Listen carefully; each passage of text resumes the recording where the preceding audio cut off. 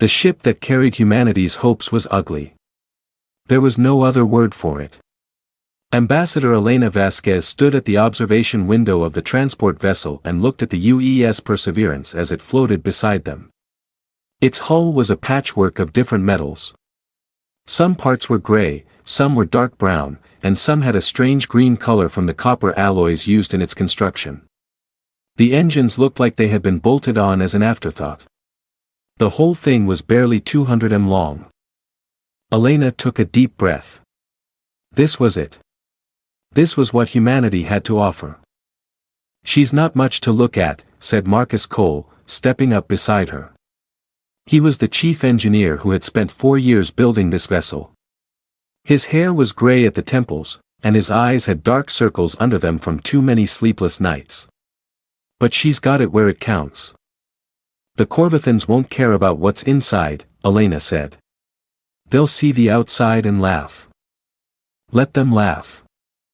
Elena turned to look at him. Marcus had a strange smile on his face. It was the smile of a man who knew something that others did not. You seem confident, she said. I am. He tapped the window with his finger, pointing at the ugly little ship. They've never seen anything like her. They don't know what she can do, and by the time they figure it out, it'll be too late. Elena wished she shared his confidence. In 3 hours, they would arrive at Axion Prime, the capital world of the Corvathan Empire. The Corvathans had ruled 1,000 star systems for 40,000 years. They had technology that humans could barely understand. Their smallest patrol ships were larger than the Perseverance. Their warships stretched for kilometers, powered by captured black holes. And humanity had been discovered only 15 years ago. A Corvathan scout ship had stumbled upon Earth's first interstellar probe and followed its signal back to the solar system. The Corvathans had studied humanity for a few years, then made contact. They classified humans as a Category 7 primitive species, the lowest rank possible for a spacefaring civilization. Now, humanity had been granted permission to present at the Grand Exhibition. It was a chance to prove themselves, to show that they deserved a higher place in the galactic order. Every species that wanted to rise in the Empire's hierarchy had to demonstrate their worth at the exhibition. Elena knew what was at stake. If they failed here, humanity would remain at the bottom forever. They would be laborers, servants, the species that other species looked down upon. But if they succeeded, she didn't let herself think about success. Not yet. The transport ship entered the Axion system, and Elena got her first look at the Corvathan homeworld. It was enormous, 3 times the size of Earth, wrapped in layers of artificial structures that extended from the surface into orbit. Massive stations floated around it like satellites, each one larger than Earth's moon. Ships of every size and shape moved through the space around it. Thousands of them, maybe millions. And in the center of it all was the grand demonstration arena. It was a structure so large that Elena's mind struggled to understand it. It was shaped like a ring, but the ring was the size of a small planet. Inside the ring was empty space where demonstrations took place. Around the ring were viewing platforms that could hold billions of spectators. My God, Elena whispered. Yeah, Marcus said.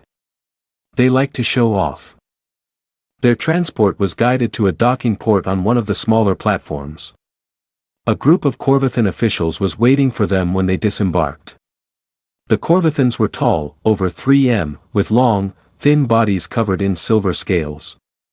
Their eyes were large and black with no visible pupils. They moved with a strange grace, like dancers or snakes.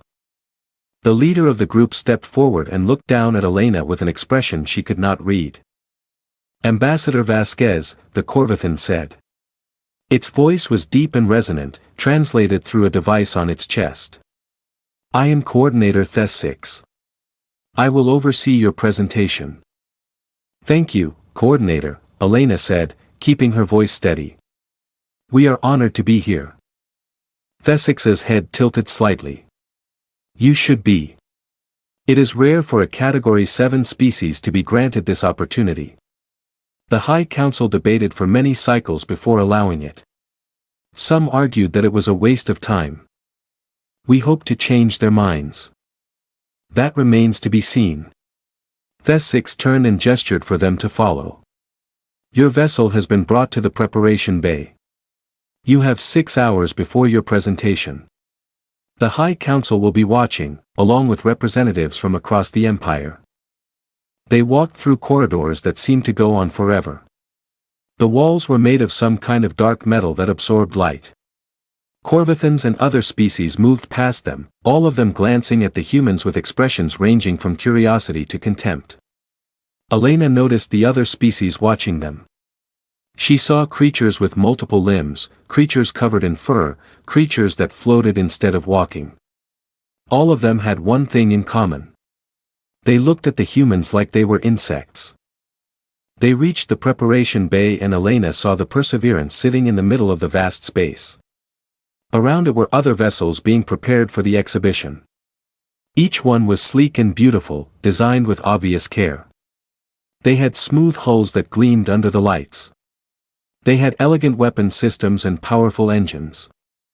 And then there was the Perseverance. It looked like a child's toy next to the others. A group of Corvathan engineers was standing near it, examining it with instruments. As Elena and Marcus approached, she heard them talking. Look at the hull composition. It's not even uniform. They used at least 6 different alloys. And the engine design, it's a basic fusion system. My species stopped using those 10,000 years ago. How did they even get here? This thing looks like it would fall apart in a gravity well. One of them noticed the humans approaching and said something to the others. They all turned and stared, and Elena saw the amusement in their black eyes. Is this your vessel? One of them asked. Yes, Marcus said. She's called the UES Perseverance. The Corvathan made a sound that might have been laughter. A fitting name. It must take great perseverance to fly something so primitive. The other engineers joined in the laughter. Marcus's jaw tightened, but he said nothing. Elena stepped forward. We appreciate your interest in our vessel. We look forward to demonstrating its capabilities. I'm sure you do. The lead engineer looked at the Perseverance with open contempt. I'm sure it has many capabilities. More laughter. Elena felt her face growing hot, but she kept her expression neutral. She had prepared for this. She had known they would be mocked. The hours passed slowly. Elena and Marcus stayed near the Perseverance, making final preparations. They ran diagnostic checks on all systems. They reviewed the demonstration plan again and again. They tried to ignore the looks and the whispered comments from the other species. Finally, the time came. The Perseverance was moved to a launch bay that opened into the arena. Elena stood in the control room of the viewing platform, watching through a massive window. Below her, the arena stretched out in all directions, an empty space large enough to hold entire fleets. The viewing platforms were filling up. Elena saw Corvathans and dozens of other species taking their seats. Above them all, on a platform that floated higher than the rest, sat the High Council. There were 12 of them, the oldest and most powerful Corvathans in the Empire. They had ruled for thousands of years, making decisions that affected trillions of lives. In the center of them sat High Arbiter Zythron, the supreme leader of the Corvathan Empire. Zythron was ancient. His scales had faded from silver to a dull gray. His body was bent with age, but his eyes were sharp and cold. And when he looked toward the human vessel, Elena felt a chill run down her spine. A voice echoed through the arena, announcing the beginning of the exhibition. The first species to present was called the Threll, a race of insectoid beings known for their manufacturing abilities. They showcased a massive construction vessel that could build space stations in a matter of days. The council watched with polite interest. When the demonstration ended, they gave a small nod of approval, and the Threll left with satisfied expressions. More species followed. Each one had something impressive to show. Advanced weapon systems, medical technologies that could cure any disease, propulsion systems that could cross the galaxy in weeks. The council watched them all, occasionally making notes, occasionally asking questions. Then it was humanity's turn. The Perseverance moved into the arena. On the viewing platforms, Elena heard the reactions begin immediately. Laughter. It started small. A few chuckles from the nearest platforms. Then it grew. Soon the entire arena was filled with the sound of alien laughter. Species that had never agreed on anything in their history were united in their amusement at the primitive human vessel. Elena looked up at the High Council. Most of them were smiling, if their expressions could be called smiles. But Zythron was not laughing. He was watching the Perseverance with those cold, calculating eyes. Coordinator Thesix's voice came through the communication system. The human delegation will now present their vessel. Ambassador Vasquez, you may begin. Elena took a deep breath and activated her microphone. Her voice echoed across the arena. Members of the High Council, honored representatives, thank you for this opportunity. Humanity is a young species. We have only been traveling among the stars for a short time. We do not have ancient technologies or vast resources. What we have is determination, creativity, and the will to survive. She gestured toward the Perseverance. This vessel represents everything we are. It was built from the materials we had available. It was designed by engineers who had never seen alien technology. It may not look like much, but we believe it demonstrates humanity's potential. Silence. Then more laughter. A voice called out from one of the platforms. Potential for what? Being a cargo hauler. More laughter. Elena waited for it to die down. We request permission to conduct a live demonstration. We believe actions speak louder than words. She looked up at the High Council. Zythron was leaning forward slightly, his eyes still fixed on the human vessel. After a long moment, he spoke. Very well, Ambassador. You may demonstrate your vessel's capabilities. His voice was cold and precise, each word carefully chosen. Coordinator Thesix, prepare a standard combat trial. Thesix's voice responded, yes, High Arbiter. We will deploy 6 shielded target drones across a field of 50,000 kilometers. The human vessel will have one standard cycle to destroy them all. Elena's heart sank. One standard cycle was approximately 2 hours in human time. And shielded drones were designed to withstand attacks from advanced warships. She had seen other species fail to destroy even one drone in their demonstrations. But Marcus was smiling. He leaned over to speak into her ear. Perfect. Perfect. Marcus, those drones have shields that can stop antimatter weapons. I know. His smile grew wider. Tell them we'll do it in under 5 minutes. Elena stared at him. What? Trust me. She looked at her chief engineer for a long moment. She saw the certainty in his eyes. She thought about the 4 years he had spent building the Perseverance, the sleepless nights, the secrets he had hinted at but never fully explained. She turned back to her microphone. High Arbiter, we accept the trial. And we request that the time be reduced to 5 minutes. Silence fell across the arena. Even the laughter stopped. The spectators looked at each other in confusion. 5 minutes?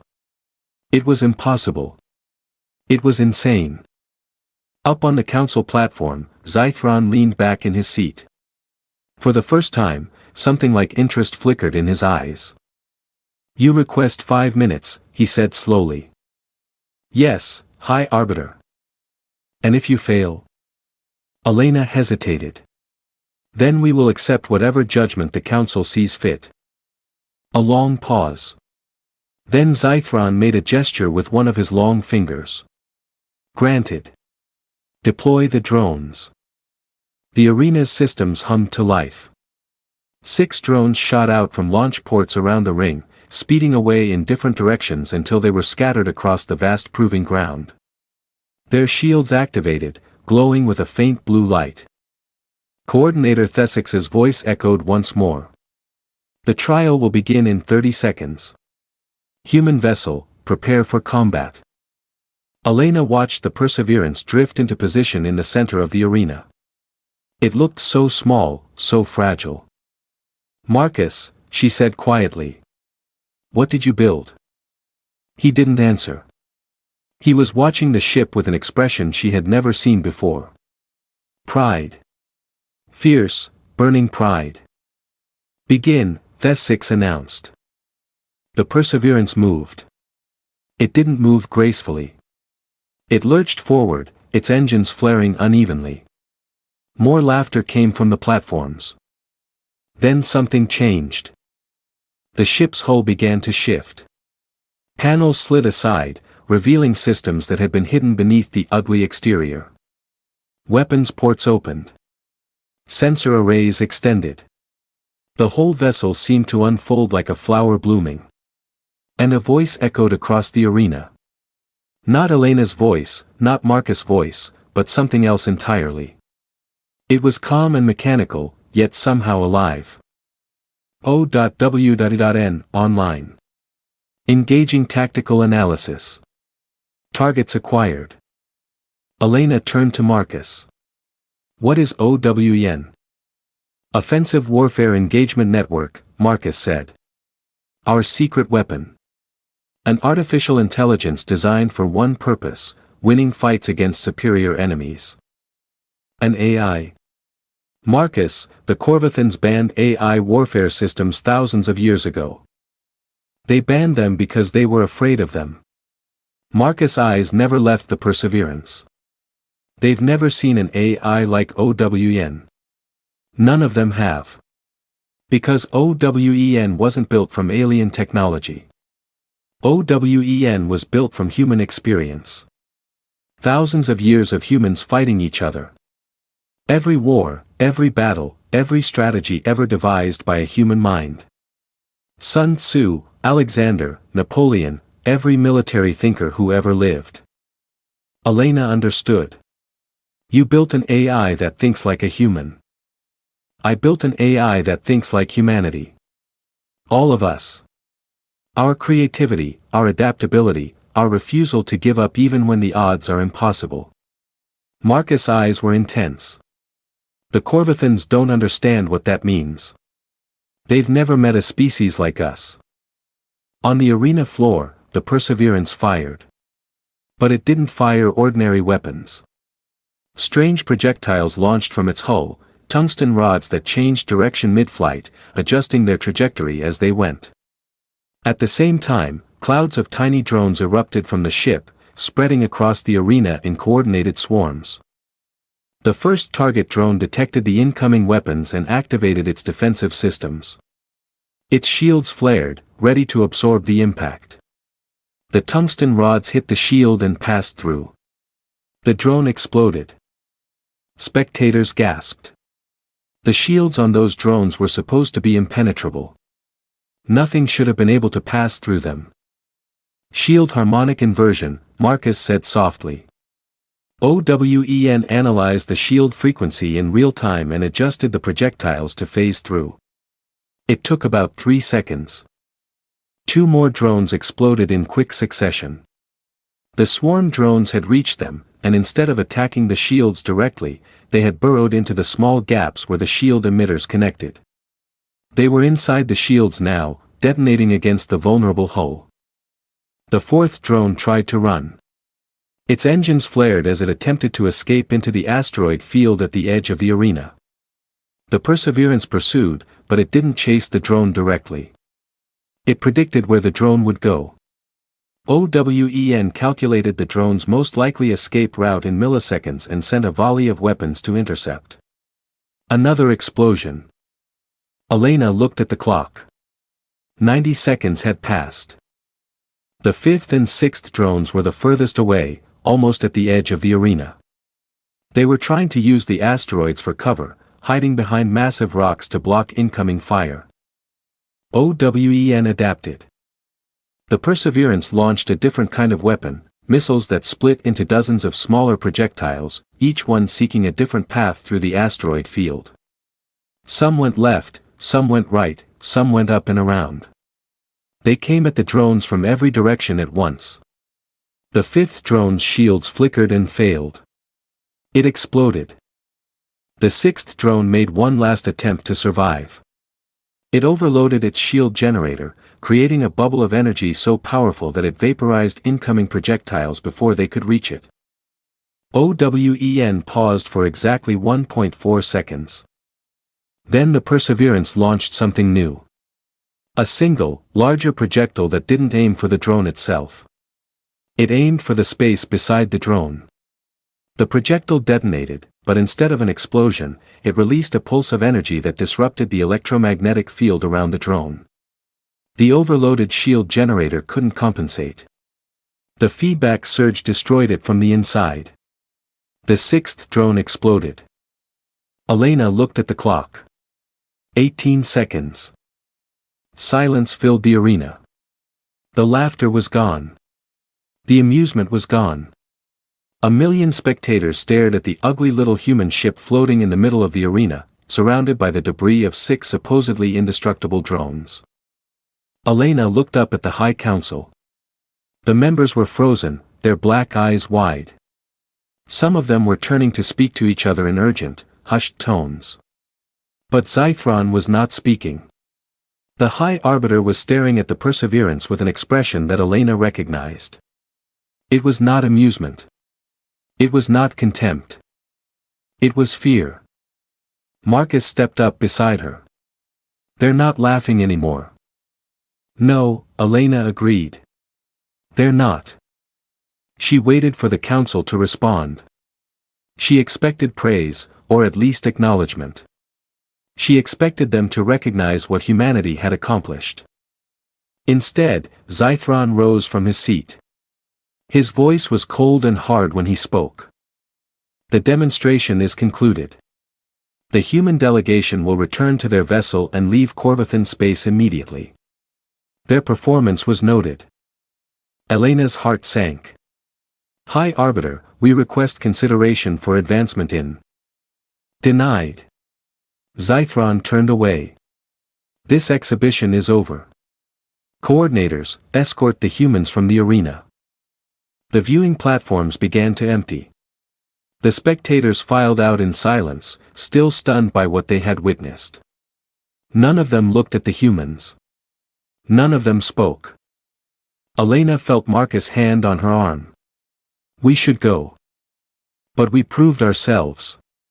We showed them what we can do. We showed them too much. Marcus' voice was grim. Look at Zythron. He's not impressed. He's scared. And scared rulers don't give rewards. They eliminate threats. They were escorted back to the Perseverance by armed guards. The ship's airlock sealed behind them. And they were alone. Elena slumped into a chair on the bridge. 4 years of work. 4 years. And they just threw us out. It's not over. Marcus was at a control console, his fingers moving rapidly across the interface. Elena, you need to see this. She looked up. What? OWEN intercepted something. A transmission from Zythron's platform, sent immediately after our demonstration. It's encrypted, but OWEN broke it. He played the message. Zythron's voice filled the bridge, cold and merciless. The human species is hereby classified as an existential threat to the Empire. All human vessels are to be tracked and destroyed. Earth is to be sterilized. Begin immediately. No survivors. Elena felt the blood drain from her face. Marcus turned to look at her. His expression was grim, but his eyes held that same strange fire she had seen before. They were never going to let us rise, he said. No matter what we showed them. We were always going to be a threat to them. What do we do? Marcus smiled. It was not a pleasant smile. OWEN has already done it. The moment we intercepted that transmission, OWEN relayed it to every human ship in the galaxy. Every colony, every station, every vessel with a human on board. He turned back to the console. They wanted to destroy us while we were helpless. They're going to find out that we were never helpless. We were just waiting. Elena stared at him. Marcus, what have you built? He looked at the Perseverance around them. The ugly, primitive ship that had just destroyed 6 indestructible drones in 18 seconds. I built a prototype, he said. And prototypes are meant to be copied. The Perseverance's engines came to life. The ship turned toward human space, toward Earth, toward a war that the Corvathans had just started. And on every human frequency, OWEN's voice was broadcasting a single message. They are coming to destroy US. Prepare for war. The message spread across human space like fire through dry grass. Every ship, every station, every colony received OWEN's transmission within hours. The intercepted order from High Arbiter Zythron played on screens and speakers throughout the solar system and beyond. Earth is to be sterilized. No survivors, On Earth, people watched in silence. In the great cities, crowds gathered in public squares, staring at massive screens that showed the transmission again and again. On Mars colony, workers stopped their machines and listened. On the stations orbiting Jupiter, engineers and scientists put down their tools. For a long moment, humanity held its breath. Then, they got to work. Admiral Chen Wei stood in the command center of Earth Defense Command, watching reports flood in from every corner of human space. She was 63 years old, with gray hair cut short and eyes that had seen too many battles. She had spent her life preparing for a war she hoped would never come. Now it was here. What's our status? She asked. Commander Rodriguez, her second in command, pulled up a display. Every military vessel has been activated. We have 47 combat ships in the solar system. Another 32 spread across our colonies. The Perseverance is en route from Corvathan space. ETA 6 hours. 79 ships, Chen Wei's voice was flat. Intelligence says the Corvathans will send at least 500. Yes, Admiral. And their smallest warship is 3 times the size of our largest. Yes, Admiral. Chen Wei looked at the display. It showed Earth, blue and green and beautiful, floating in the darkness of space. Billions of people lived down there. Families, children, everything humanity had ever built or dreamed or hoped for. Get me Marcus Cole, she said. An hour later, a communication link was established with the Perseverance. Marcus Cole's face appeared on the screen, tired but alert. Behind him, Elena Vasquez was visible, speaking with members of Earth's diplomatic corps. Admiral Chen, Marcus said. I assume you've seen the transmission. The whole species has seen it, Mr. Cole. I need to know what we're working with. That demonstration at the exhibition, was it real? Marcus nodded. Every bit of it. The Perseverance performed exactly as designed. Then I need to understand something. Chen Wei leaned forward. You built that ship in 4 years with a fraction of the resources the Corvathans have. You created an AI that can adapt in real time. Weapons that can bypass their shields. How? Marcus was quiet for a moment. Then he spoke. Admiral, the Corvathans have been at the top of the galactic hierarchy for 40,000 years. They've fought wars, yes, but they've never faced a real challenge. Their technology evolved slowly because they never needed it to evolve quickly. They've been coasting on their success for millennia. And us? We've been fighting each other since we climbed down from the trees. Every generation of humans has faced some kind of conflict. We've developed weapons, strategies, tactics, not because we wanted to, but because we had to. When I built OWEN, Marcus continued, I didn't just program it with combat algorithms. I fed it every war in human history. Every battle. Every strategy ever devised by a human mind. Sun Tzu, Alexander, Napoleon, every military thinker who ever lived. Chen Wei understood. You built an AI that thinks like a human. I built an AI that thinks like humanity. All of us. Our creativity, our adaptability, our refusal to give up even when the odds are impossible. Marcus' eyes were intense. The Corvathans don't understand what that means. They've never met a species like us. Can we win this war? Marcus didn't answer immediately. He looked down at something off-screen, then back at the Admiral. We can survive it. But I need to ask you something first. How fast can we build ships? Chen Wei frowned. The Perseverance took 4 years to construct. That's because we were starting from nothing. Now we have the design. We have OWN. We have the manufacturing infrastructure of the entire species. Marcus pulled up a schematic on his end and shared it with the command center. I designed the Perseverance to be ugly on purpose. I used mismatched alloys and crude-looking components because I wanted it to be underestimated. But I also designed it to be simple. Any shipyard that can build a cargo hauler can build this ship. Chen Wei studied the schematic. It was elegant in its simplicity. Modular components that could be mass-produced.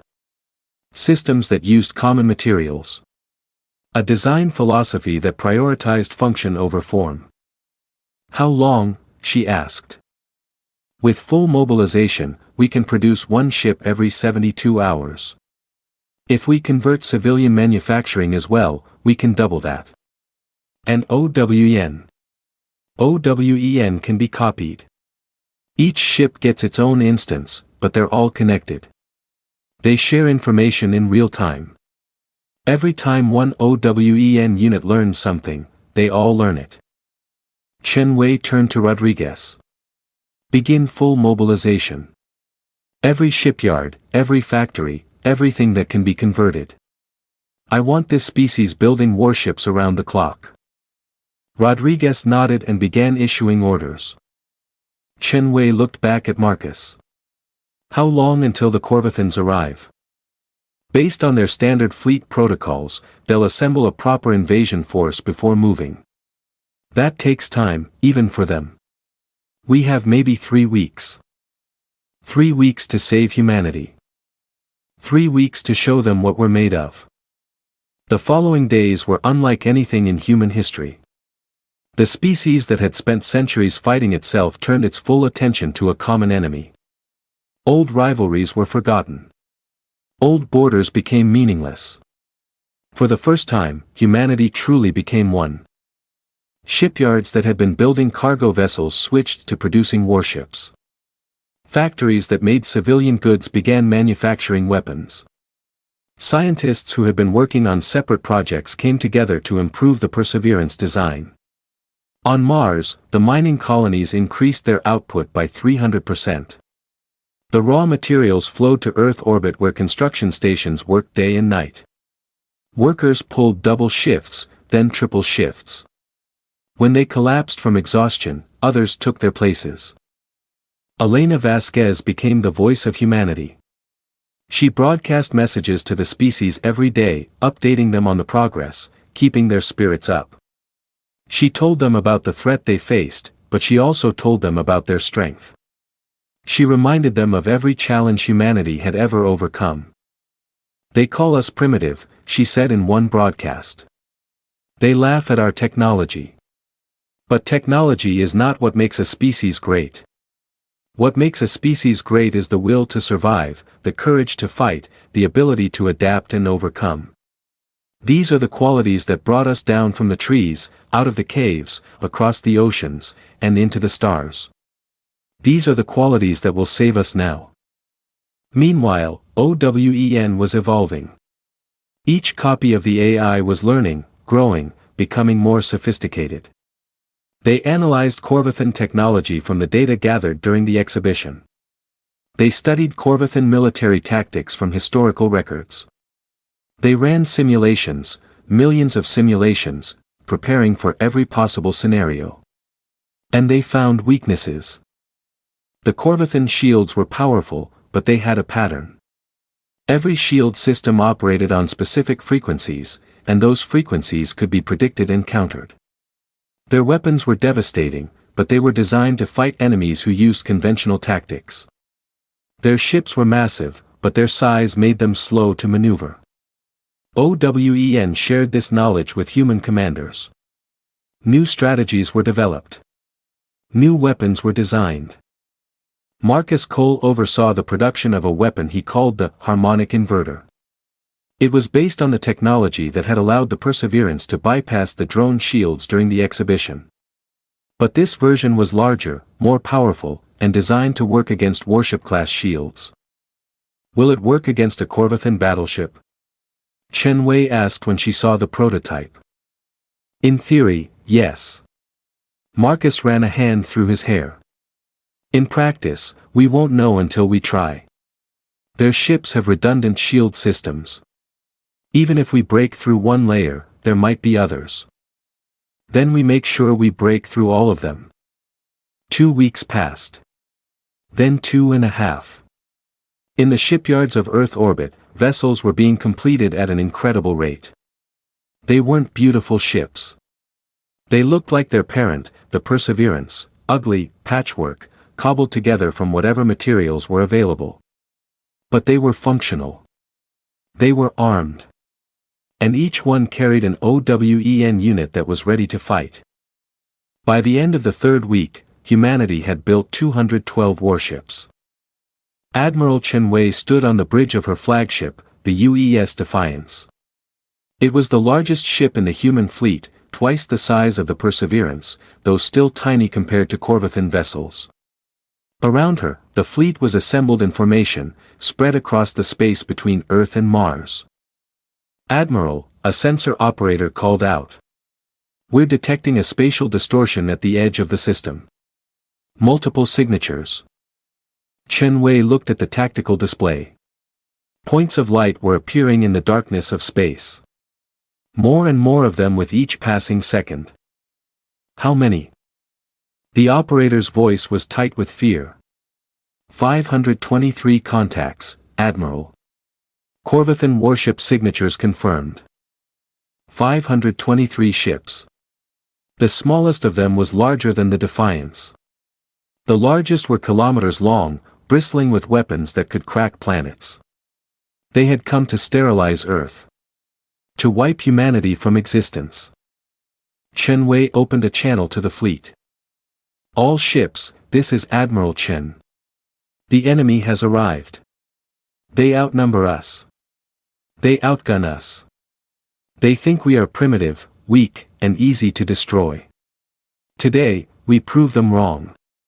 She paused, looking at the faces of her bridge crew. They were scared. They had every right to be. But beneath the fear, she saw determination. Remember why we fight. We fight for our homes, our families, our children. We fight for every human who has ever lived and every human who will ever live. The Corvathans want to erase us from history. We will not let them. Across the fleet, crews were preparing for battle. Weapon systems powered up. Shields activated. OWEN units synchronized their targeting data, sharing information at the speed of light. The Corvathan fleet advanced. It moved in perfect formation, a wall of warships that seemed to blot out the stars. At the front was the flagship of the Purge fleet, a vessel called the Divine Mandate, 3 kilometers long, commanded by Fleet Master Voran, one of the Empire's most decorated officers. Voran looked at the human fleet with contempt. His sensors showed him 200 small vessels, poorly constructed, using primitive technology. They were clustered together like frightened animals. Pathetic, he said to his officers. These creatures dare to oppose us. Signal the fleet. Begin the purge. The Corvathan ships opened fire. Beams of energy lanced across space, each one powerful enough to vaporize a small moon. Missiles launched by the thousands, their warheads containing antimatter that could tear through any known material. But the human fleet was no longer where the weapons were aimed. The moment the Corvathans fired, OWEN had predicted their targeting solutions. The human ships scattered in a pattern that seemed chaotic but was precisely calculated. Energy beams cut through empty space. Missiles detonated harmlessly against asteroids that had been positioned as decoys. Vorin frowned. They're faster than expected. Adjust targeting. But adjusting took time. The Corvathan fire control systems were sophisticated but rigid. They needed to recalculate, to update their solutions, to coordinate across hundreds of ships. The human fleet did not wait. They came in waves, not in the orderly formations that the Corvathans expected, but in seemingly random groups that attacked from every direction at once. Some ships went left, some went right, some dove under the Corvathan fleet, some climbed above it. And they fought dirty. The first Corvathan ship to fall was a cruiser at the edge of the formation. 3 human vessels attacked it simultaneously, not with direct weapons fire, but with swarms of small drones that attached to its hull and began cutting through the armor. By the time the cruiser's crew realized what was happening, the drones had reached the reactor core. The explosion lit up the void. What was that? Vorin demanded. What hit that ship? Unknown, Fleet Master. We detected no weapons fire. It appears the ship was destroyed from inside. Another explosion, then another. Human ships were weaving through the Corvathan formation, never staying in one place long enough to be targeted, always attacking from unexpected angles.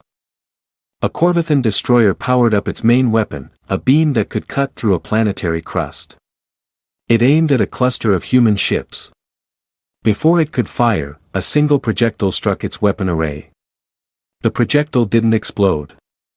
Instead, it released a pulse of energy that disrupted the weapon's containment field.